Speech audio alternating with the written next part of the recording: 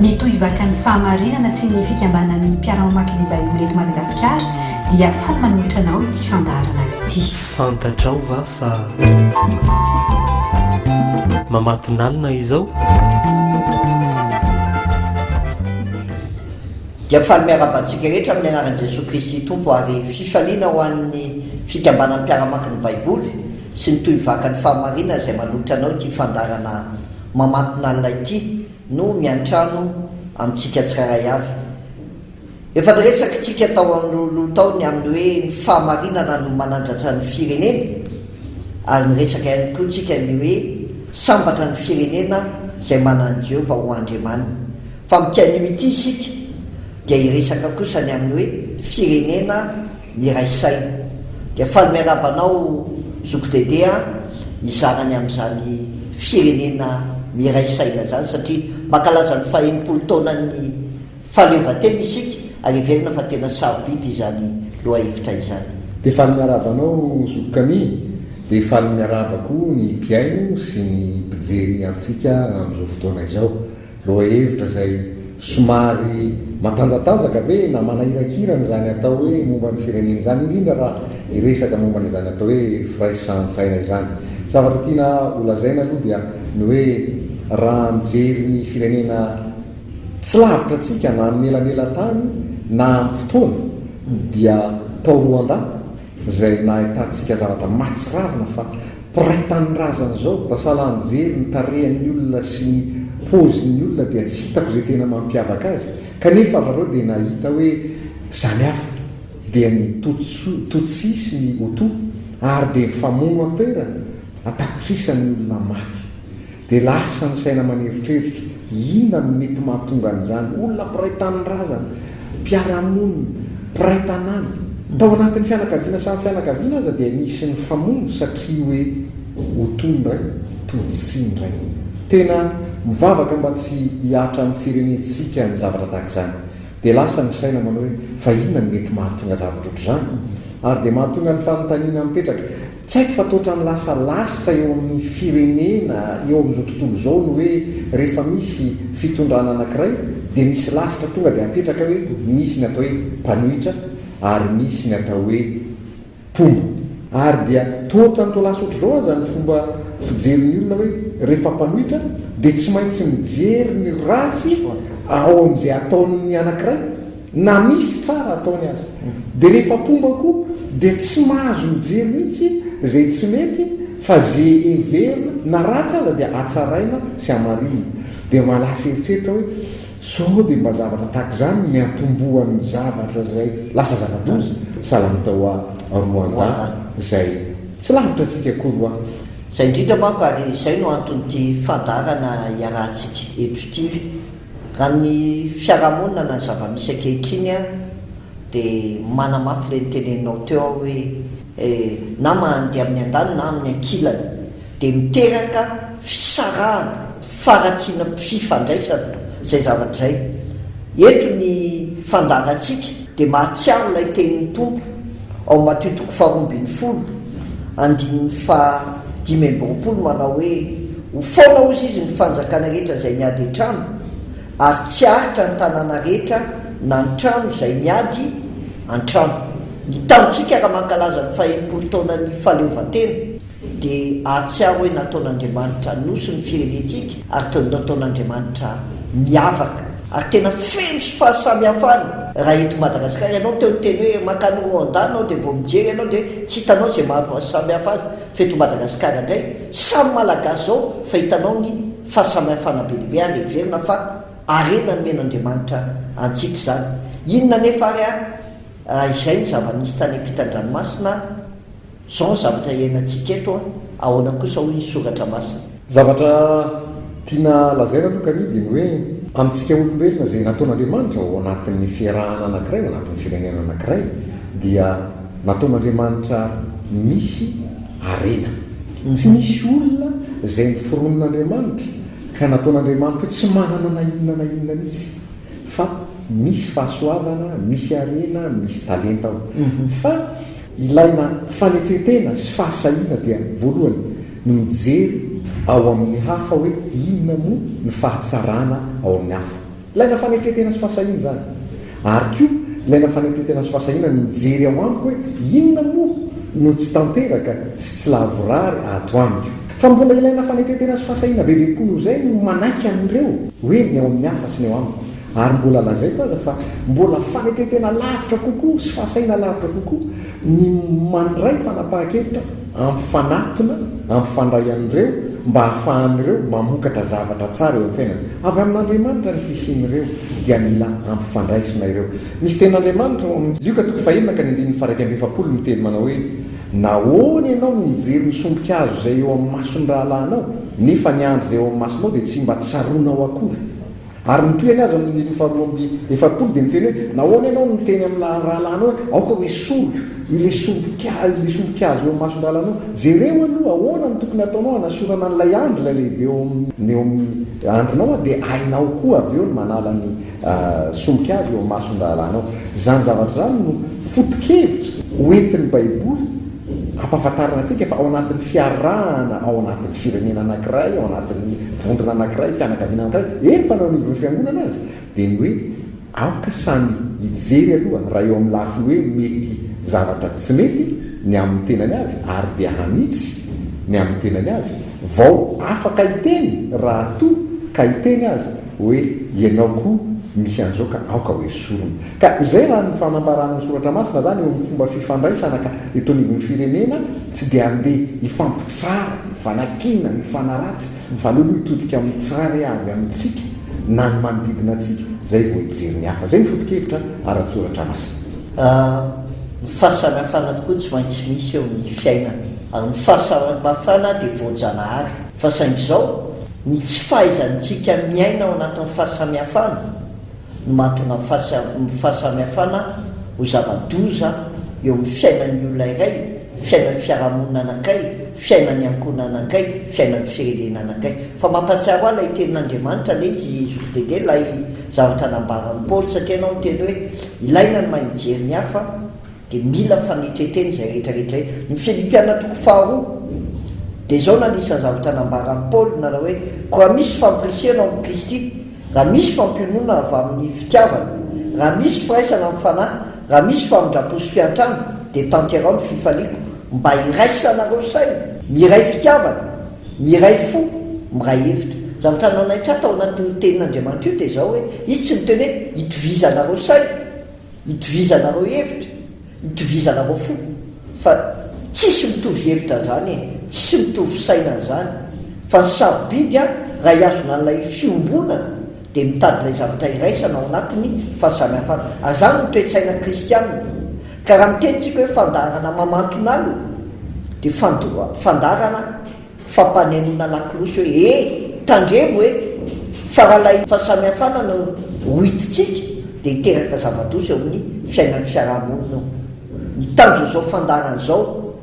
dia hoe firenena miray saina miray fo ka ao anatin'izay le hoe amin'ny zavatra mahasamihafa dia tokony ahitana fifanajana ary ao anatin'ny zavatra hitovizana dia tokony ahitana fitiavana dia zay ny azoko dele no hitako hoe manamafy le zavatra ny teneninao teo hoe mila mahay mijery zavatra any amin'ny olona dia mila fanetretena satria ilay andala tsoratra masina Filipiana toko faharoa teo dia miteny manao hoe tsy manao na inona n'inona ny fampiandanina ozy izy na mandrany tena foana fa fanetretena dia aoka sanao amin'ny anao amin'ny namany mihoatra noho ny tenany kanefa tsy mahay an'izany angamba ny olona raha tsy ao amin'ny Kristy sarotra ihany zamanety teny zany tena marina zany saingy izao rehefa tena mijery ianao ao amin'ny ten'Andriamanitra dia efa nisy modely pirenenany izay nataon'Andriamanitra teto ambonin'ny tany mba azontsika hitarafana ny hoe ahoana ny mety ho fifandraisana aloha voalohany eo amin'ny firenena anankiray sy izany Andriamanitra zany ary indrindra inona no azon'Andriamanitra atao amin'izany firenena zany ny zanak'Israely no modely pirenena ny fandraisan'Andriamanitra manokana io ny zavatra azy amin'ntinana azy angamba dia izao rehefa navelan'ny zanak'Israely ho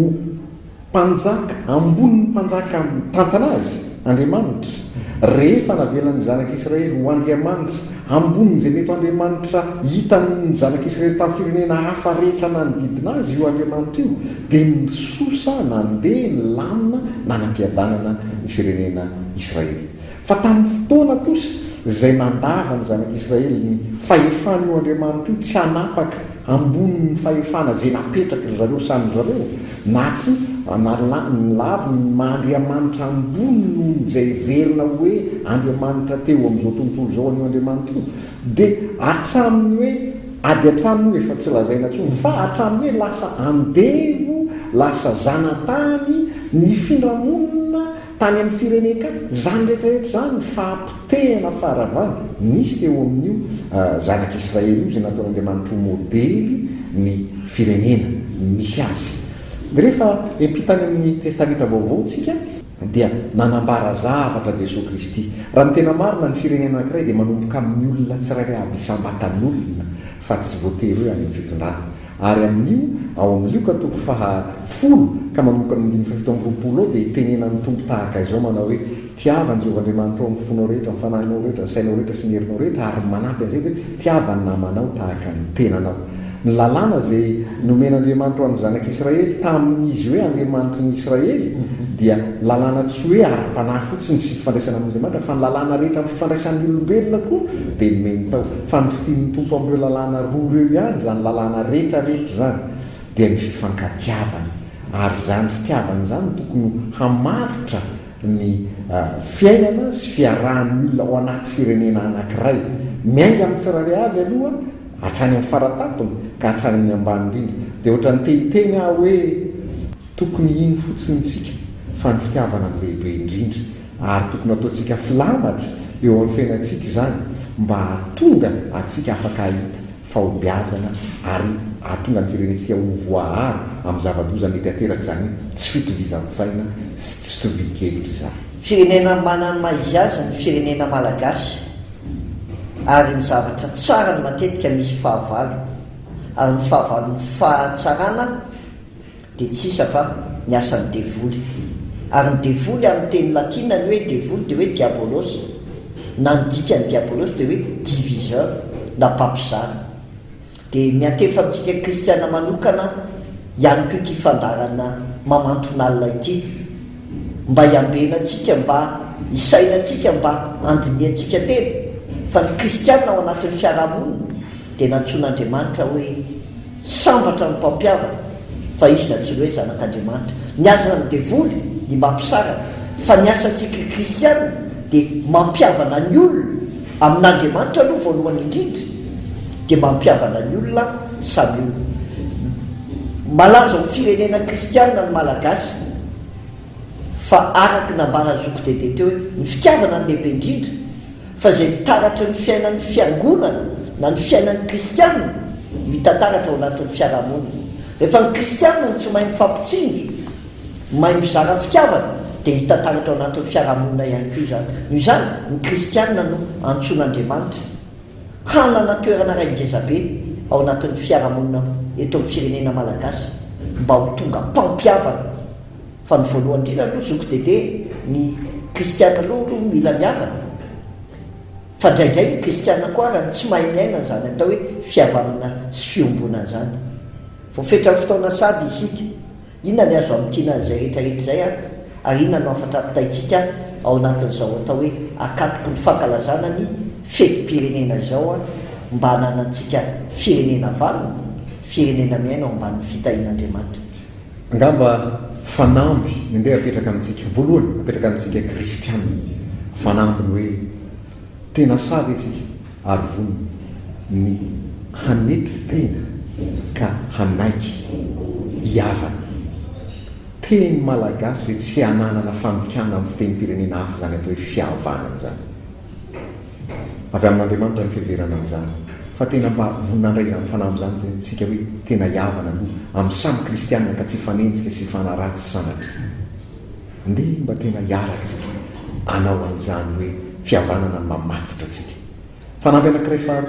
vonina vetsika mba andray andraikitra hitondra eo anivon'ity zao tontolo zao ity zay raha ny tena marina ditatsika hoe mamatonala mba andravona ny fomba fisainana izara amin'ny tsirairay avy ka hiteny amin'ny tsirairay avy andao re mba hanana firaisan-tsaintsika fa na ho an'ny fahombiazana sy fandrosoan'ny firenena azy mino aho fa ny firaisan-tsaina no fanohitra voalohany indrindra ahafahana mahatanteraka izany mba tsy isiny ady an-trano ady an-trano tsy voatery fampitifitra ambasy fa ady an-trano ambava ady an-trano amin'ny fihetsika ady an-trano amin'ny fifanikiliana sy ny zavatra maro samihafa tahaka an'izany zany fandriamanitra lay avelantsika ho andriamanitra ny firenena ka tonga antsika koa hiteny hoe Madagasikara ho an'ny Kristy ary Kristy ho an'ny Madagasikara dia afaka hanampy antsika raha vonina andray izany fanampy izany tsika zany angamba no afatra zay heverina fa hozaraina amintsika ary mba ho fety atanteraka an'izany anie zao faha-enimpolo taona ny nahazahoan'ny malagasy fahaleovan-tena izao. Ny fahaleovan-tena sarobidy ary zany no anisan'ny tena edivan'ny olona fa rehefa nomenantsika malagasy zany dia andeha isika hifampitantana dia hiara-dalana mety tsy mitovy ny fijery mety tsy mitovy ny frera fa samy napetraka Andriamanitra oeto nyity tany ity isika dia ny mampiray dia ny fitiavana ary raha miteny fitiavantsika dia tokana ihany no tena tompon'ny fitiavana Andriamanitra dia fitiavana dia zany fitiavan'Andriamanitra zany eny no amen'ny fosiny saitsika ary atserovantsika fa ilay fitiavana lehibe nataon'ny Kristy teo ambony hazo fijaliana no fanalahidy ahaizantsika mity ny tenantsika mity ny hafa dia mba hanehoantsika fa zany no olona tian'Andriamanitra firenena miray saina no tanjotsika dia hofaranantsika mivavaka izao fotoana izao a dia angataka ny zokidedetsika ametraka mbavaka zany rehetrarehetra zany a eo am-pelantanan'ny tompo hivavaka isika tompo Andriamanitra io midera sy mankalaza anao zay fa nataonao firenena misy malagasy ao anatina nosy izahay ray masony efa taratra sady ny mahiray izany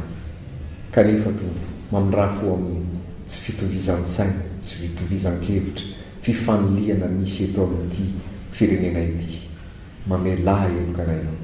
mangataka izay mba ataonao miray fo miray saina miray hevitra izahay ao aminao ka hiaraka androso sy ampandroso ny fiainanay miaraka aminao fa raha misaraka aminao zay tsy mahay manao na inona nenina akory dia taio ny firenenay mba ho sambatra araka ny hira zay ataonay tompo hira-pirenenay mba ho sambatra ao aminao misaotra ray ho anao ny voninahitra amin'ny anaran'i Jesosy tompo amen.